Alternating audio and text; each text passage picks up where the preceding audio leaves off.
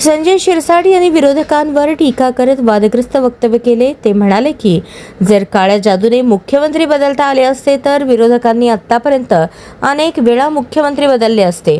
त्यांच्या या वक्तव्यामुळे राज्याच्या राजकारणात पुन्हा एकदा आरोप प्रत्यारोप सुरू झाले आहेत। राजकीय मतभेद असले तरी अशा प्रकारच्या वक्तव्यांमुळे राजकारणात नवा वाद निर्माण होण्याची शक्यता आहे। त्यांच्या या विधानावर विरोधकांकडूनही प्रतिक्रिया येण्याची शक्यता आहे। आता या वक्तव्यावर पुढे काय राजकीय प्रतिक्रिया उमटतात याकडे सर्वांचे लक्ष लागले आहे। आता उद्धव ठाकरे साहेब जेव्हा त्या वर्षामध्ये होते त्या ठिकाणी फार काही लिंबू वगैरे निघाले म्हणतात, काळा जादू केल्याचे म्हणतात। आता उद्धव साहेब गेले, मग शिंदे साहेब आले, तेव्हाही म्हणतात की काळा जादू केली। आता देवेंद्र फडणवीस आलेत।